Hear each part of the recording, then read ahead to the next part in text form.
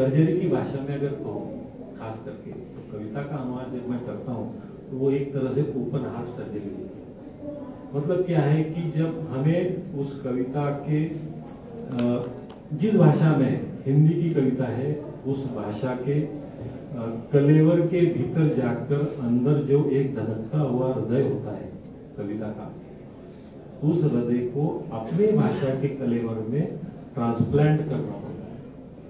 सबसे बड़ी चुनौती मुझे ये लगती है अनुवाद में, किसी भी भाषा से करते समय अगर मैं कविता का अनुवाद कर रहा हूँ तो अनुवाद करने के बाद में वो जो कृति है जो मैंने लिखा है वो भी कविता का, उसका भी कविता होना जरूरी है। ये कविता का अनुवाद में टिप्पणी के रूप में नहीं कर सकता, कविता का अनुवाद में नोट्स के रूप में नहीं कर सकता।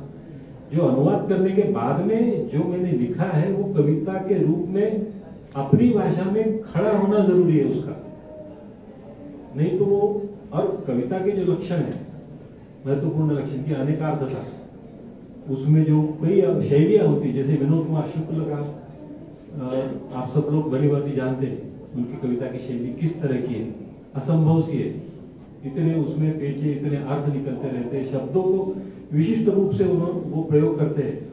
उसको अगर मराठी में लाना है तो उसको एक समानांतर शैली खोजनी पड़ती है। तो ये शैली का खोजना, शैली को ढूंढना, ये एक बहुत बड़ा चुनौती होती है कि मैं इस कविता को अगर मेरी भाषा में लाऊं या मेरी भाषा की कविता को दूसरी भाषा में ले जाऊं तो किस तरह से वो एक फिर से एक रचनात्मक साहित्य बनेगा।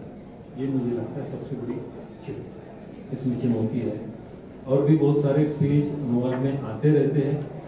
ये करते समय जैसा और एक अलग बात मैं आपको यहाँ पे बताना चाहूँगा कि जो खास कवि अनुवाद के सामने आती है कि कई बार मैंने अपनी कविताओं के अनुवाद किए हिंदी में, मराठी में मूल लिखी है और मैं उसका हिंदी में अनुवाद कर रहा हूँ। ये बड़ा विचित्र बात हो जाती है। अरुण कोलटकर जब कहते हैं कि वो द्विभाषिक कवि थे, अरुण कोलटकर मतलब अंग्रेजी में भी लिखते थे और मराठी में भी लिखते थे, उनकी कविताओं के अनुवाद उन्होंने किए। तो मैं अगर मेरी कविता का अनुवाद, मराठी कविता का अनुवाद हिंदी में कर दूंगा तो अनुवादक की जो एक कसौटी होती है कि मूल कृति के साथ में ईमानदारी बरतना, प्रामाणिक रहना, तो ये बहुत मुश्किल हो जाता है अनुवाद करते समय। क्योंकि क्या होता है कि मुझे मालूम है कि ये मेरी कविता है, मैं उसके भीतर तक घुसा हूँ, धसा हूँ, मैं जानता हूँ क्या क्या चीजें इस कविता में। जब मैं अनुवाद करने जाता हूँ तो वो फिर से सब बातें ट्रिगर हो जाती हैं, और ट्रिगर होने के बाद में कई बार ऐसा हुआ कि हिंदी की कविता कुछ अलग कविता बन जाती है, नई कविता का जन्म हो जाता है। तो ये थोड़ा सा एक अलग चीज है, यहाँ पे खास करके मैं बता रहा हूँ।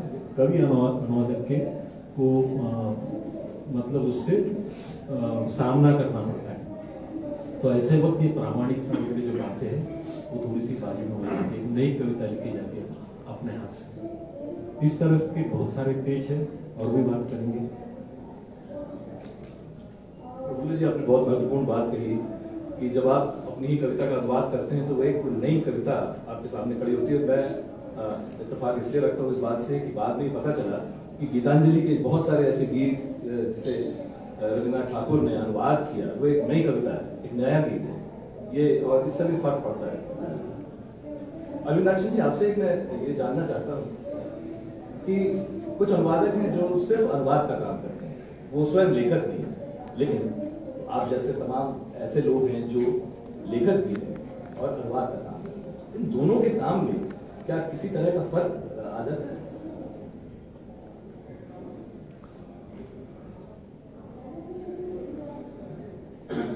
समस्त बंधुओं को मेरा प्रणाम। उत्पल जी, मैं इस तरह विभाजन नहीं करना चाहता, जैसे कि सामान्य अनुवादक और एक कवि भी और अनुवादक भी, इसमें ऐसा अंतर नहीं है।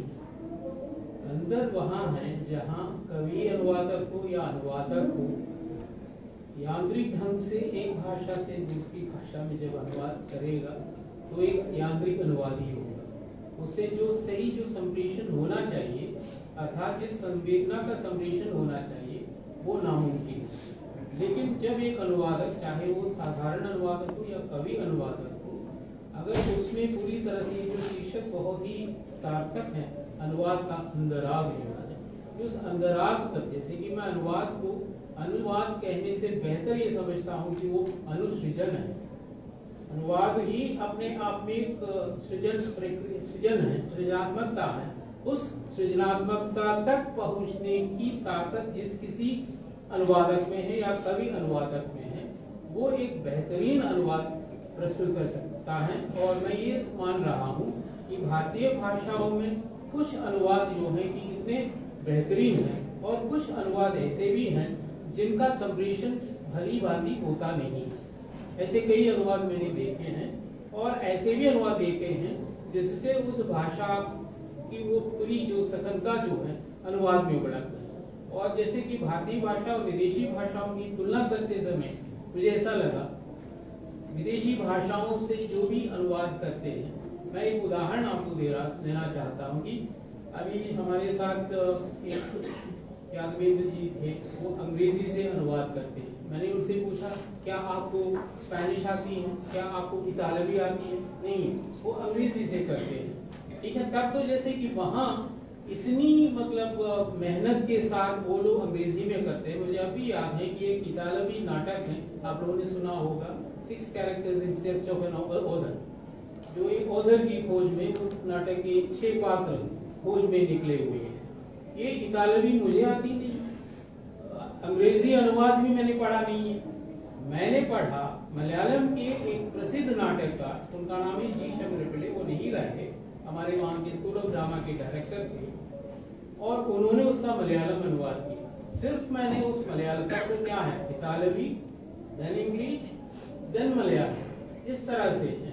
लेकिन उस तीसरी वाली में ये जो अनुवाद जो है उसको पढ़ते समय कहीं भी हमें कोई ऐसी समस्या का सामना नहीं करना पड़ता। इसलिए मुझे लगता है कि एक सामान्य अनुवाद ऐसा नहीं है, जो भी उस अंतराग को, जो कि रचना की मूल संवेदना को पूरी मतलब उसके वैभव के साथ प्रस्तुत करने में सक्षम हो, उसके लिए तो अलग अलग सोपान है, अलग अलग पायदान है।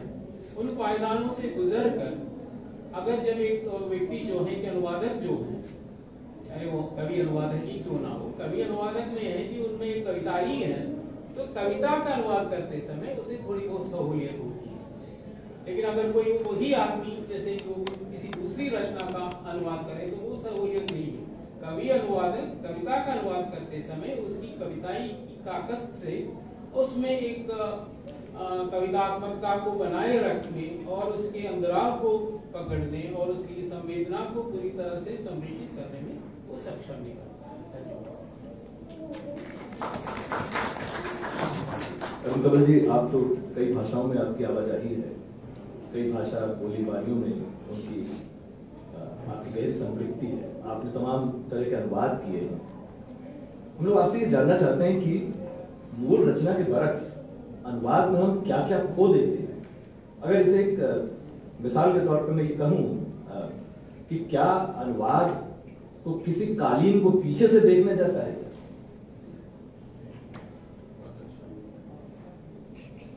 सबसे मुश्किल सवाल मेरे लिए क्यों रखा तो भाई अध्यक्ष है, इसका भी ख्याल रखा हो। सबसे पहले तो मैं ये देख के बहुत खुश भी हूँ और थोड़ा हैरान भी कि हम जो 4 लोग यहाँ बैठे हैं वो 4 अलग अलग मातृभाषाओं के हैं, मराठी, बांग्ला, मलयालम, और मैं वैसे तो हिंदी में हम सब लिखते हैं, लेकिन वैसे मेरी मातृभाषा भोजपुरी है और हिंदी तो यहाँ ही, तो 5 भाषाएं तो कम से कम ऐसे ही हो गई। बहुत सोच समझ करके ये इस तरह का संयोजन शायद किया होगा। अब हमारे सामने इतने लोग बैठे हैं कि जिसको कहा जाता है कि बोलते हुए गिग्गी भी बनती है। सुरेश ऋतुपार्ण जैसा विद्वान कवि जो कई भाषाएं खुद जानते हैं, जिन्होंने जापानी से हिंदी में बहुत चीज़ें लाई जो खुद अद्भुत कवि हैं। और जितेंद्र श्रीवास्तव हैं, देवेंद्र चौबे, विनोद तिवारी, अच्युतानंद, नीलेश रघुवंशी, ये सब अनुवादक भी हैं बहुत अच्छे, और भी कई लोग हैं। तो ये जो रखी बात हमारे विद्वान मित्रों ने, वो तो बहुत महत्वपूर्ण थी, लेकिन जो सवाल इन्होंने किया कि वो क्या है जो अनुवाद में खो जाता है। मेरी बहुत भाषाओं में गति नहीं है, गति तो अगर थोड़ी बहुत है तो हिंदी में ही है, थोड़ी बहुत।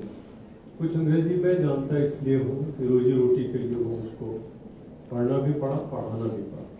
इसके अलावा मैं और कोई भाषा नहीं जानता। थोड़ा बहुत बांग्ला पढ़ सकता हूँ, थोड़ा बहुत मराठी भी पढ़ सकता हूँ, लेकिन किसी में गति नहीं है। लेकिन अनुवाद में ऐसा बहुत कुछ है जिसके बारे में शुरू से कहा जाता है कि खो जाता है, इसलिए वो अनुवाद है, पीछे चल जाता है। वो कभी भी रचना के समतुल्य नहीं है, और ये हर अनुवादक भी जानता है, हर रचनाकार भी जानता है। फिर भी अनुवाद होते हैं, और एक कोशिश भूमंडलीकरण के दौर में ये जरूर है कि कितना अच्छा हो अगर एक ही भाषा इस पूरी दुनिया में हो।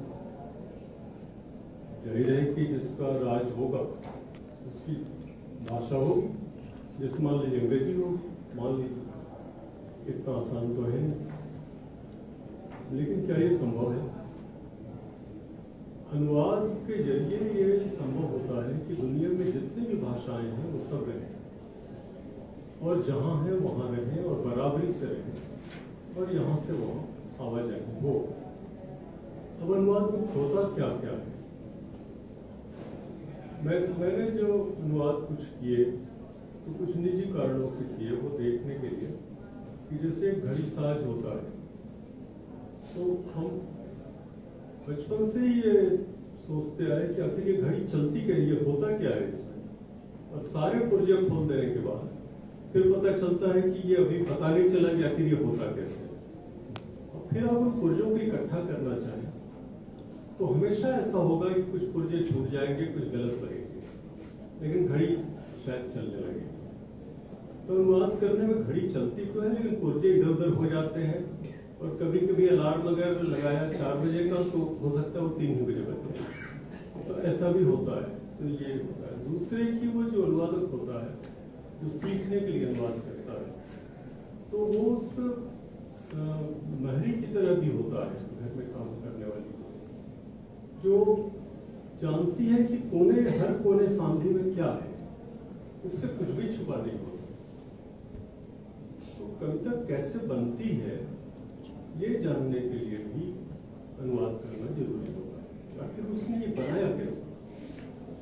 जैसे अभी भी मुझको लगता है कि शेक्सपियर की वो जो बहुत ही दुनिया भर में सब कोई उस पंक्ति को जानता है, टू बी और not to be, that is the question. इसका अभी भी कोई अनुवाद मुझको संतोष दिलाए हिंदी में अभी तक नहीं मिला।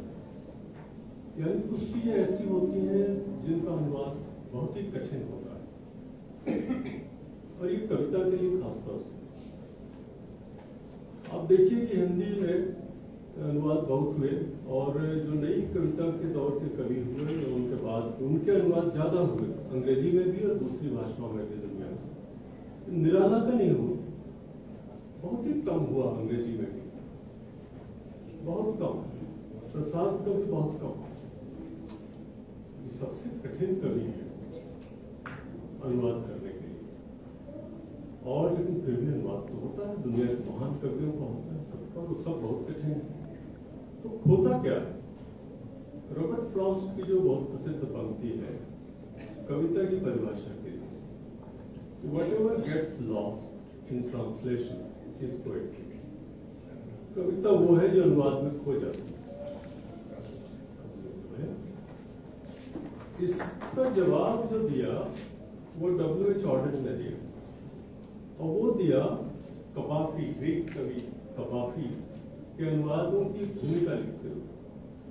भूमिका लिखने में उन्होंने इस बात पर थोड़ा मजा आता है कि कपाफी भी, जिसको आजकल अंग्रेजी में गे कहा जाता है, मुझको ये शब्द पसंद नहीं है, लेकिन कपाफी थे गे, और W.H. Auden भी थे।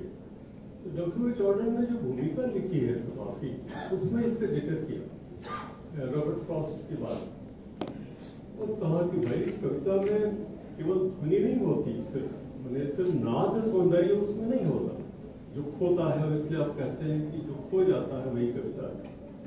कविता में बिंब भी होते हैं, रूपक होते हैं, एक कथा होती है, और इस सब का अनुवाद हो सकता है, होता आया है। और इसीलिए कवाफी की कविताओं का अनुवाद भी ग्रीक से अंग्रेजी में हो सकता है, और यह अनुवाद बेहद अच्छा है, जिस अनुवाद की भूमिका उन्होंने ली, इसलिए कि यह किया जा सकता है। तो अनुवाद में जो होता है वो है पंत जी का एक बहुत ही सुंदर पद है, वो ये जो नाद सौंदर्य है, इसके लिए एक शब्द उन्होंने दिया, रोमहास, शब्दों का रोमहास, शब्दों के रोम जो खड़े हो वो हो सकते, लेकिन शब्द तो होंगे, रूपक होगा, बिंब होंगे, कथ्य होगा, कथा होगी, और ये सब परेशान लाया जाए। तो उपमत होकर भी जो मिलता है वो कम नहीं।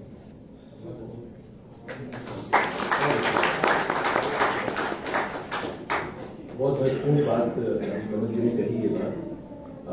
प्रफुल्ल जी, हमने तो अभी ये देखा कि क्या चीजें खो जाती है। हम आपसे ये जानना चाहते हैं कि वो कौन सा ऐसा तत्व है जो किसी अनुवाद और अनुवादक को विश्वस्त बनाते हैं?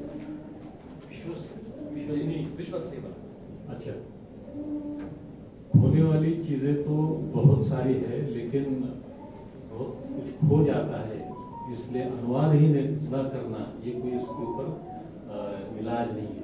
अनुवाद तो होने चाहिए, जितना भी छूट गया तो छूट गया, लेकिन जो भी कुछ आया, एक हम अंजुली में पानी अगर लेते हैं तो वो सारा पानी छूट जाता है, लेकिन कुछ तो आता है, तो वो भी बहुत महत्वपूर्ण होता है।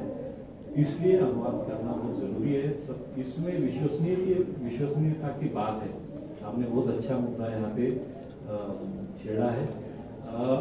अनुवादक की भी एक नैतिकता होती है, और ये नैतिकता की परीक्षा होती है अनुवादक की, कब? दो लेवल पे होती है। एक तो जब भी हम किसी साहित्य का अनुवाद करते हैं तो बहुत कम लोग होते हैं जो उसको मूल से उसको देखते हैं, जांचते हैं कि ये मूल क्या है और अनुवाद कैसे किया है। मतलब अनुवादक पर जो पाठक है वो अंधविश्वास रखता है, पहली बात। तो सवाल अभी क्या, नैतिकता किसकी? अनुवादक की है। अनुवादक ने कुछ शब्द घुमा फिरा दिए, कुछ उसमें के तत्व कुछ ये कर दिए, कुछ भी गड़बड़ हो सकती है, कुछ भी हो सकती है। एक आपको छोटा सा अनुभव बताता हूँ। मैं जिस पत्रिका का संपादन कर रहा हूँ, कुछ अरबी कविताओं के अनुवाद मेरे पास एक अनुवादक ने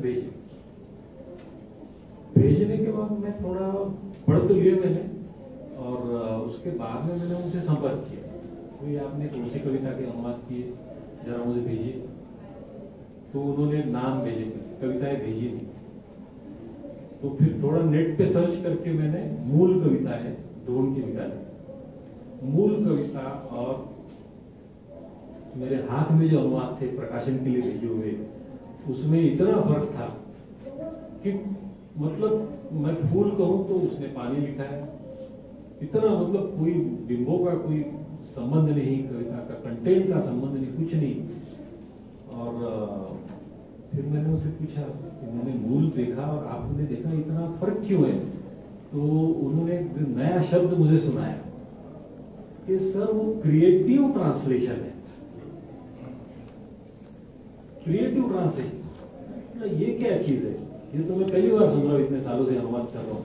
मतलब आप अनुवाद में भी आप क्रिएटिविटी ला रहे हैं। अभी क्रिएटिविटी किस लेवल पे लानी चाहिए, कैसी लानी चाहिए, उसके कोई मानदंड क्या है? आपको अपनी कविता लिखनी है, लिखिए, अपनी कहानी लिखिए, लेकिन दूसरे किसी के नाम पे आप अपना क्यों घुसा रहे हो उसमें? तो ये जो प्रामाणिकता होनी चाहिए, इसको कौन जांचेगा, कौन इसकी परख कौन करेगा? हम तो पाठक के हाथ में अनुवाद आ जाता है, वो पढ़ लेता है, वो मान के चलता है कि भाई ये ओरिजिनल राइटिंग है। मेरी कविता अगर सपोज उड़िया में गई, उड़िया में किसी ने पढ़ी, वो बोलेगा शिलेदार जी ऐसे करिए, इस तरह से। अब अनुवाद कैसे किया, मेरा कुछ कंट्रोल नहीं, मैं अगर उड़िया नहीं जानता हूँ तो ये बहुत नैतिकता भरा काम है, जोखिम भरा काम है ये अनुवाद करना। और इसके बारे में इसका एहसास बहुत कम अनुवादकों को होता है।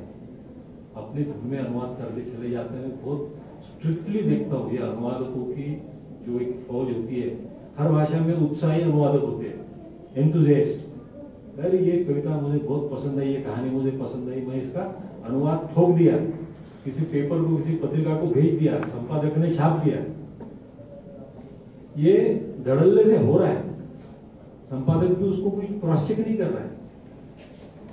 तो ये क्या है भैया। और अनुवाद की क्रेज है बहुत अभी आजकल। मूल साहित्य को जितना महत्व है उतना अनुवाद को भी महत्व है। लेकिन अब यहाँ पे सवाल आता विश्वसनीयता का।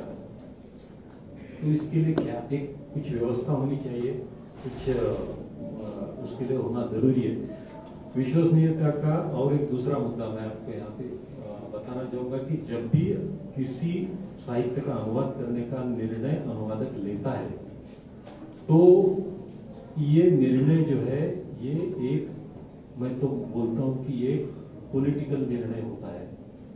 अनुवाद में भी बहुत सारा राजनीति होती है, पॉलिटिक्स होता है।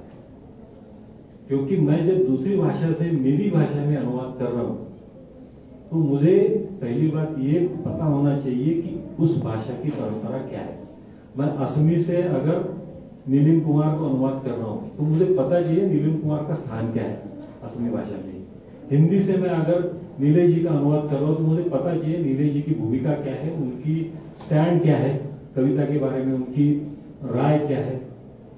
इतना ही नहीं, मैं तो ये कुछ उदाहरण ऐसे देखे, मराठी के एक बहुत सीनियर कवि है, उन्होंने कबीर के अनुवाद किए, मराठी कबीर के अनुवाद किए, लेकिन खुद जो कविता लिखी है वो पूरी तरह से रोमांटिक प्रेम कविता लिखी है। अब इसमें तालमेल क्या है भाई। अगर कोई कट्टरवादी व्यक्ति प्रेमचंद का अनुवाद करता है तो क्या यहाँ पर आक्षेप नहीं लेना चाहिए कि भाई आप मूल रूप से क्या लिख रहे हो और अनुवाद में जो आप क्या कर रहे हो। मतलब अनुवादक को खुद को ये कोई असाइनमेंट नहीं है।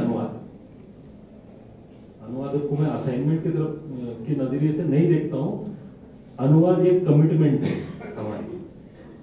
कमिटमेंट के नजरिए से अनुवाद को देखना चाहिए कि भाई आप किस चीज का अनुवाद कर रहे हो, कौन सी चीज आपकी भाषा में ला रहे हो, कौन सी चीज आपकी भाषा से दूसरी भाषा में ले जा रहे हो। और अगर आपकी भूमिका से वो चीज अगर पटती नहीं है, मेल खाती नहीं है, तो फिर ये अनुवाद भी एक पाखंड हो जाएगा। और फिर मुक्तिबोध का सवाल आएगा कि भाई पार्टनर तुम्हारी पॉलिटिक्स क्या है। आप खुद ये इन विचारों के हैं, आप इस तरह से लिखते हो और अनुवाद में इनके अनुवाद क्यों कर रहे हैं। तो ये सब बातें अनुवाद की विश्वसनीयता में, अनुवाद की नैतिकता में, अनुवादक की जिम्मेदारियों में बहुत सारी चीजें आती हैं। कई अनुवादक, मैं तो चाहता हूं कि अनुवाद का एक पीयर रिव्यू भी होना चाहिए, क्योंकि व्यवस्था रहे ना रहे, कम से कम जो हमारे परिचितों में जो है कि सब, अगर मैंने हिंदी से मराठी में कोई अनुवाद किया है तो कोई सीनियर हमारे ट्रांसलेटर से एक बार उसको क्रॉस चेक करना चाहिए। चंद्रकांत पाटिल जी है, विशाल ठकार जी है, इनसे एक बार सर एक बार देख लीजिए, कुछ उसमें गड़बड़ है, कुछ कहीं कुछ छूट गया है, कहीं कुछ इधर उधर हो गया। तो ये कल्चर बिल्कुल नहीं है अनुवाद में। अनुवादक जो लिखता है वो बोलता है, यानी मैं जो लिखा वो ब्रह्मवाक्य है, इस तरह से होता है। ये बहुत सारी चीजें हैं। तो विश्वसनीयता की अगर बात करते हैं तो अनुवादक को अपनी विश्वसनीयता अपने आप बनानी पड़ती है और उसके लिए उसको बहुत परिश्रम करने पड़ेंगे। विश्वसनीयता केवल अच्छे प्रेमचंद का अनुवाद करने से विश्वसनीयता नहीं बनेगी। आप किस तरह से अनुवाद कर रहे हो, क्योंकि कोई ना कोई तो उसको चेक करने वाला है, कोई ना कोई तो उसको देखने वाला है। तो ये एक बहुत बड़ी जिम्मेदारी अनुवाद करना और एक नैतिक काम है, ये कमिटमेंट का काम है। इसको असाइनमेंट करके किसी ने लेना नहीं चाहिए। बहुत शुक्रिया, आपने बहुत महत्वपूर्ण बात सामने रख दी है। ये बिल्कुल सच है कि रविन्द्रनाथ ठाकुर के बाद जो सबसे ज्यादा बांग्ला में पढ़े जाने वाले और चर्चित कवि हैं, उनको अक्सर हमने हिंदी में बहुत निस्तेज होते देखा है। ये चीज बिल्कुल ठीक है।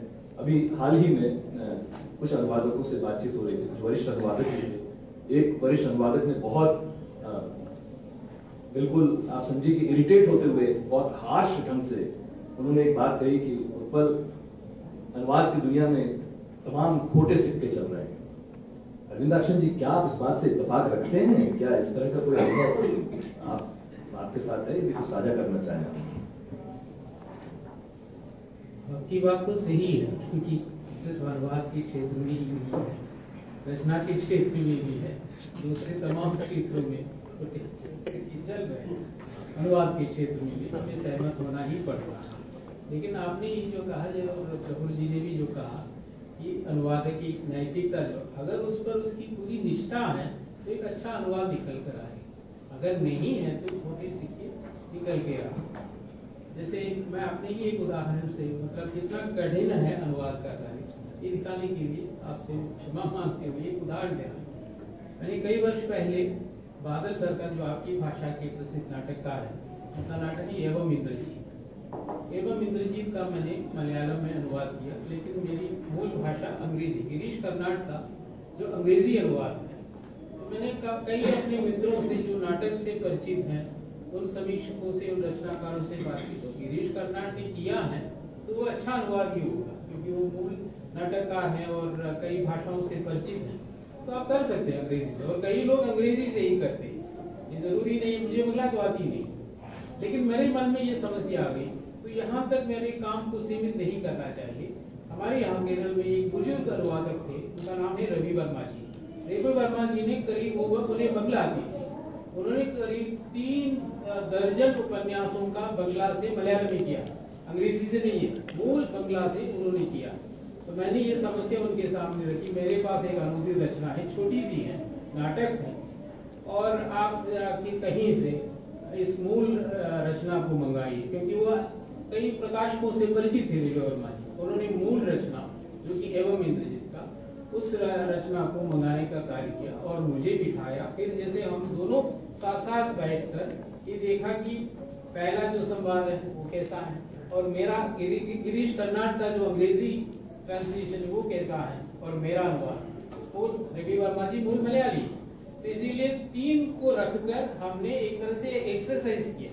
तो मुझे थोड़ी सी सांत्वना मिली कि कम से कम मैं पूरी तरह से तो उसमें विजित तो नहीं हूँ, लेकिन फिर भी मैंने ठीक ठाक किया इतना तो। और आपने जो बताया कि एक अच्छे अनुवादक से एक मेयर कमेटी या जैसे कि एक वरिष्ठ अनुवादक के हाथों से भी अगर वो भी देखें, और इस तरह से अनुवाद को कई तरह से और अधिक संशोधित और परिमार्जित अच्छा बनाया जा सकता है, ऐसा ही होना चाहिए। अन्यथा छोटे सिक्के बहुत अरुण कंवल जी, एक जर्मन कवि और अध्यापक लोथार लुट्ज थे, वो आया करते थे भारत, और मैंने पढ़ा उनके बारे में कि वो अक्सर तमाम भाषाओं के कवियों के पास जाकर उनके रचना के जो क्षण हैं, सर्जना के क्षण, इसे लेकर वो अक्सर उनसे बातचीत करते थे, उनसे जानना चाहते थे। कुल मिलाकर रचना प्रक्रिया पर वो उसको समझ लेना चाहते थे। हम लोग आपसे जानना चाहते हैं कि क्या अनुवादक के लिए भी इस तरह कोई सर्जना का क्षण होता है क्या, या कि अनुवाद एक बहुत ही सामान्य किस्म का ऐच्छिक और नियंत्रित क्रियाकलाप है? इससे पहले कि हम आपके सवाल पर सीधे आए, मैं फिर ऑर्डन और दूसरे कवियों ने भी जो कहा है वो थोड़ा सा कहना चाहता हूँ। ने कहा एक कविता लिखने से कुछ पैसा मिला, लेख लिखने से लेकिन उससे ज्यादा पैसा मिला, और अनुवाद करने से सबसे ज्यादा पैसा मिला। तो अगर ऐसा हो तो अनुवाद करना चाहिए, वो अच्छा हो या बुरा हो, पर जो भी हो कुछ तो पैसा मिलेगा। तो हालांकि हिंदी की हालत अजीब है कि अनुवाद करने से भी कोई पैसा नहीं मिलता था, तो अगर पैसा आप नहीं देंगे तो क्या जरूरी है कि हम सही अनुवाद करें? बहुत ही सीधी सी बात है। एक मैंने इसमें नैतिकता उसकी भी है जो पाठक है। कि वो क्या कर रहा है। दूसरी बात नैतिकता की ये है जो एक अनुवादक के भीतर की नैतिकता होती है। जैसे अभी हम दो उदाहरण सिर्फ लें हिंदी से। विष्णु खरे ने बहुत अनुवाद किए और अच्छे अनुवाद किए, दूसरी भाषाओं से किए, बंगाली से और जर्मन से, कहीं से उन वहाँ की भाषाओं को जानने वालों के साथ भी मिलते, और अमित साय ने भी किए। अब विष्णु खरे ने एक बहुत सुंदर किताब उन्होंने जर्मन कविताओं के हिंदी अनुवाद की। उसमें एक कविता में पढ़ रहा था, उसमें कुछ बातें खिलाफ थी और वो रविन्द्रनाथ ठाकुर का नाम था। वो मैं हैरत में पढ़ा कि ये रविन्द्रनाथ ठाकुर क्या मतलब हो सकता है। तो मैंने मूल, चूंकि वो बाइलिंगुअल था, दो भाषाओं में था, तो मैंने वो भी देखा। तो वहां मैंने देखा कि गोएथे लिखा हुआ है, टैगोर ने लिखा हुआ है। तो मैंने विष्णु खरे से पूछा अभी भेंट होने पर कि वह गोएथे था, आपने टैगोर क्यों किया? उन्होंने कहा कि वो गोएथे के बराबर ही टैगोर है। मैंने उनको कहा कि उन्होंने कालिदास नहीं कह दिया। आप जी तो आप टिप्पणी करिए, टिप्पणी दे दीजिए कि इसमें ऐसे दिया हुआ है, इसके लिए रघुवीर साय ने प्रकृत का अनुवाद किया, उन्होंने उसका नाम बदल दिया, कर दिया वर्णम वन। मैंने उससे पूछा कि आपने वर्णम वन क्यों किया? ये तो आपके में आता है और जिससे भी होता है कि अपंगत मारा जाएगा, तो वर्णम वन क्यों किया? तो कहा कि उससे वो बड़ा हो जाता है। मुझको ये बात मैं अभी तक सहमत नहीं इन दोनों के आचरण से, अनुवाद आचरण से। नैतिकता का एक प्रश्न ये भी और जिस पर हम सब लोगों को ध्यान देना चाहिए। दूसरी बात यह है, मेरा अभी भी जितने अनुवादों को मैंने पढ़ा उससे लगा ये उस लेखक का के भाग्य पर है, उसको कैसा अनुवाद मिलेगा। अगर कॉन्स्टेंस गार्नेट नहीं मिलते और उससे डेविड मैगर्शक नहीं मिलते, ये दुनिया भर में नहीं इस तरह से वही पुष्किन को अभी तक अच्छा अनुवादक नहीं मिला। इसलिए पुष्किन सबसे बड़े कवि होते हुए भी सबसे कम जाने जाते हैं। तो ये भाग्य है, इसका कुछ नहीं कर सकते। और यहाँ पर मेरा विश्वास भाग्य प्रबल है। आपने जो बात आपको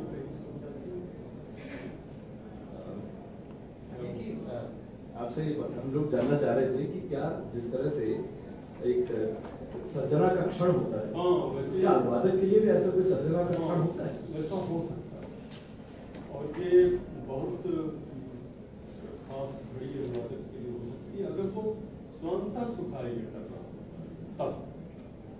और ऐसी घड़ी सबके जीवन में जो वास्तव में अनुवादक है उसके जीवन में आती है, वो कविता का अनुवाद करते हुए आते या गद्य का अनुवाद करते हुए, लेकिन वो आती है। सबसे खराब अनुवाद जो मैंने पढ़े हैं, खराब सही शब्द नहीं है, मतलब जो अनुवाद संतुष्ट नहीं करते वो है संस्कृत नाटकों के अनुवाद। वो बहुत बड़े विद्वान लोगों ने किए हैं, लेकिन वो संस्कृत के बहुत बड़े विद्वान थे, लेकिन वो हिंदी में करते हुए वो अनुवाद वैसे नहीं हुए। और वो अभी भी हमको लगता है, बल्कि बुडापेस्ट का अनुवाद ज़्यादा अच्छा है, बहुत सावधानी पूर्वक उन्होंने किया, वो उतने बड़े उस तरह के विद्वान नहीं। तो ये अनुवाद के साथ एक क्षण इसका होता है हर अनुवादक के जीवन में एक, और इसमें जैसे जॉर्ज स्टाइनर दुनिया के बहुत बड़े अनुवादक भी हुए, उन्होंने अनुवाद को लेकर भी बातचीत की, सोचा उन्होंने अपनी एक किताब समर्पित की है अपनी माँ को। समर्पण में लिखा है, to my mother who speaks several languages but in her own tongue। अब आप इसका अनुवाद करिए, इसका अनुवाद क्या हो। मैं बहुत सोचने लगा कि टंग का अंग्रेजी में तो भाषा भी होता है और टंग मतलब जिह्वा भी, तो इसका हिंदी में हम कैसे करेंगे। और वो आप लोग भी सोचिएगा, अपना अपना अनुवाद बनाइएगा। तो अनुवाद की कार्यशाला इसलिए भी जरूरी होती है, तो सब लोग सोचें। लेकिन एक अनुवादक को एक ऐसा क्षण आता है जब एक कविता के साथ हो जाता है रोड में, तो तब रात में कभी लिफ्ट एकांत में उसको वो कविता के लिए प्रेम मिलता है। जैसे नेरुदा की अंग्रेजी में, अब ये फिल्टर लैंग्वेज है अंग्रेजी, लेकिन अंग्रेजी और स्पेनिश जो मूल भाषा है नेरुदा की, क्योंकि दोनों रोमन लिपि में लिखी है और दोनों के बहुत से शब्द लैटिन से आए हुए, तो वहाँ पर हम समझ जाते हैं वो ऐसा शब्द होगा। जैसे पीपल पुएब्लो तो मालूम हो जाता है, ध्वनि भी मिल जाती है। लेकिन एक वाक्य जो आप सब जानते हैं, I want to do with you what spring does to a cherry tree. बहुत सोचते सोचते इसका इसको कई बार अनुवाद करने के बाद एक बार तो क्या मिला, इसके लिए आप मेरे जो अनुवाद है उसको पढ़ें। एक विज्ञापन भी मैंने अब तक कर दिया।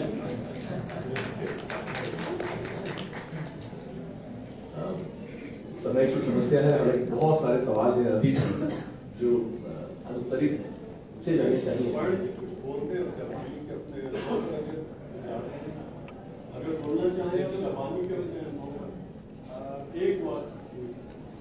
असल में मैं जापानी नहीं जानता, जापान में 10 साल रहा था और मैंने बच्चों की जापानी में बहुत सारे लोगों से बहुत सारी कहानियां सुनी।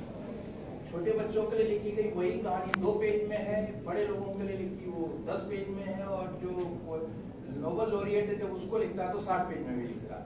तो एक ही कहानी के अनेक रूप मुझे मिले और उन सबको पढ़ करके मैंने जब उनको लिखा, और जो तोशियो तनाका जी जापान के बहुत बड़े स्कॉलर हैं उनको मैंने दिखाया, सहयोगी थे, वो सारी चीज देख करके खुश हुए और मुझसे कहा कि रिपन जी ये सारी जो कहानियां हैं ये जापानी कहानी का अनुवाद नहीं है, ये स्टोरीज रिटोल्ड है। और ये बहुत सुंदर तरीके से आपने कहा है, क्योंकि जब आप इसे हिंदी में कर रहे हैं तो आपने हिंदी का मुहावरा चुना, आपने हिंदी के शब्द चुने, और जो उस भाव को व्यक्त करने वाला हिंदुस्तानी मुहावरा हो सकता है वो मैंने लिखा। जैसे एक कहानी थी उनकी, उसमें एक नदी के अंदर एक आड़ू चला आ रहा है और वो बुढ़िया उसे लेती है और उसे काटती है, उसमें से बच्चा निकलता है, क्योंकि कोई बच्चा नहीं, ऐसी हजारों कहानियां हमारे यहाँ भी हैं। तो मेरी समस्या ये हुई कि मोमोतारो मतलब जो बच्चा है वो आड़ू है, ये जापानी में है मोमोतारो, तो मैंने हिंदी में क्या करूं? तो मैंने कहा कि हमारे बच्चे के साथ चंद शब्द लगाया जाता है, तो मैंने उस कहानी का अनुवाद करके उसका शीर्षक दिया आड़ू चंद। तो जब मैंने आड़ू चंद कहा और इस तरह के कई किए तो तनाका जी बहुत प्रसन्न हो गए, बोले कि इसके अंदर वो बात आ गई कि हिंदी पाठक पढ़ेगा तो उसे कुछ अपना सा लगेगा। तो मैं समझता हूँ कि कोई भी अनुवाद करते हुए जब हम जिस भाषा में उसे ट्रांसलेट करते हैं, अगर उसका पाठक उसको पढ़ते हुए अपना सा महसूस करने लगे तो मैं सोचता हूँ अनुवादक का श्रम थोड़ा सार्थक हो जाएगा। बहुत धन्यवाद। अगर अनुमति है तो एक सवाल मैं और कर लूं। ऋतु पंडित जी ने बहुत अद्भुत बात कही, वो एक दूसरे मेरा सेशन असल में मैं सुनना तो यहाँ चाहता था, लेकिन इस तरह का कार्यक्रम बनाया कि आत्मा दो दिए बढ़ जाती। आपने बहुत अद्भुत बात कही कि जो स्रोत भाषा है और जो लक्ष्य भाषा है, अनुवादक ने लक्ष्य भाषा के मुहावरे को चुनने की बात कही। मैं प्रफुल्ल जी से ये जानना चाहता हूँ कि इसके बरक्स ऐसा भी कई बार सुनने में आया कि अनुवादक को स्रोत भाषा के प्रति वफादार रहना चाहिए और जो उसकी लक्ष्य भाषा है उसके साथ थोड़ी बेवफाई चल सकती है। इस बारे में आप क्या कहना चाहते हैं? एक पक्ष को वो बता दें, ये दूसरे पक्ष के बारे में आप क्या कहना चाहते हैं? मुझे लगता है बेवफाई वाली जो बात है वही शायद अभी सुरेश जी ने कही, लेकिन हमें उसको इस तरह से मोड़ना पड़ेगा कि उसका जो कंटेंट है, देखो भाषा ये जो माध्यम है ना, ये कोई मतलब बहुत अच्छा प्रभावी माध्यम है ऐसा मैं मानता नहीं। क्योंकि क्या होता है कि भाषा के पास क्या है, भाषा के पास कोई शब्द है, कोई अक्षर है, कोई ध्वनि है, हाँ, तो इसके माध्यम से हम जो लेखक है वो बताते जाता है। लेकिन जब मूल साहित्य जब लिखा जाता है उस वक्त भी बहुत सारा छूट गया होता है। तो भाषा में जितना आता उससे कई सारी चीजें लेखक के मन में छूट गई होती है। अब ये छूटा हुआ जो है वो बिटवीन द लाइंस हमें दिखता है, और अगर उसको ठीक तरह से हमने उसका पाठ किया तो हमें वो शब्दों के सतह के नीचे भी जो बहने वाला जो एक झरना है वो भी हमें दिख सकता है कि भी ये इस शब्दों के नीचे क्या है, सतह के नीचे क्या है। तो उसे अगर हम ठीक से पहचान पाए, ठीक से समझ सके, तो फिर जो जब हम अनुवाद करते हैं तो थोड़ा सा मुहावरा बदल के भाषा में कुछ बदलाव करके हम निश्चित रूप से हम उसको अपनी भाषिक संस्कृति से मेल खाने वाला अनुवाद हम कर सकते हैं। और एक बात कही आपने, अरविंदाक्षन जी, आपसे एक अंतिम सवाल। आपका इतना लंबा अनुभव है इस अनुवाद के काम को करने का, अगर मान लीजिए आपको एक विषय दिया जाए कि एक अनुवादक का दुख, आप क्या कहेंगे? अनुवादक का दुख ये है, क्योंकि जैसे 2 शब्दों का प्रयोग आपने किया, शोध भाषा, लक्ष्य भाषा में अगर उसकी उतनी ताकत नहीं है तो सबसे बड़ा दुख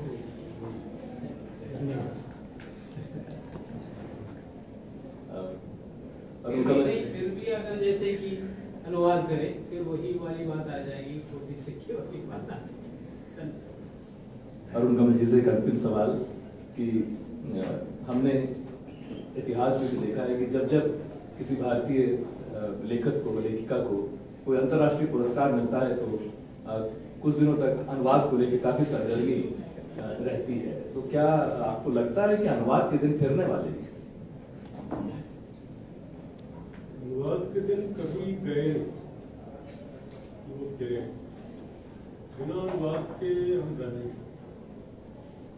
बल्कि भारत का आदमी ये कहा जाता है, भाषा वैज्ञानिकों को पूरी दुनिया में मानना है, भारत का हर आदमी अनुवाद हमेशा करता है। जैसे हम हिंदी बोल रहे हैं, तो उसको ये मराठी में समझ रहे हैं, ये मलयालम में समझ रहे हैं, तो आप बांग्ला में समझ रहे हैं। और ऐसा हमारे यहाँ तो बहुत ही होता है कि 5 लोग मिलते हैं, भोजपुरी, एक मैथिली, एक मगही, एक बंजिका, एक अंगिका बोल रहा है, पांचों आपस में एक दूसरे को समझ रहे हैं और कहीं कोई दिक्कत नहीं होती। तो भारत का हर आदमी, ये लिंग्विस्टिक्स का टेक्निकल शब्द है बाइलिंगुअल, जिसका अर्थ होता है कई भाषाओं में काम करना, वो बाइलिंगुअल होता ही है भारत का। तो अनुवाद के और अनुवादकों के दिन कभी लदे नहीं, वो गिरे। अब जहाँ तक ये की बात है, वो और ही बात नहीं कहेंगे, लेकिन अनुवाद के बारे में 1-2 बार जो आप जोड़ते हुए सिर्फ ये कहेंगे कि कुछ अनुवाद के बारे में कई मजेदार बातें कही जाती। एक तो यह है कि translator is a traitor. Translator traitor हो गए, वो धोखा देगा। और अगर कोई औरत सुंदर है तो फेथफुल हो ही नहीं सकती। ये कहा जाता है ट्रांसलेशन के बारे में, मतलब वो फेथलेस होगी। तो अगर ट्रांसलेशन फेथलेस है तभी वो सुंदर हो। कुछ आपको छूट लेनी हो, नहीं तो वो आपकी भाषा के लिए वो बदल वो सारा कुछ, ये इस पर निर्भर है कि कितना। और अनुवादक का दुख जो सबसे बड़ा मेरा रहा है वो ये कि भाई दुनिया में इतनी महान कविताएं क्यों लिखी गई पहले, और मैं उसका अनुवाद कर रहा हूँ, इतना अच्छा होता कि वो मैं लिखूं।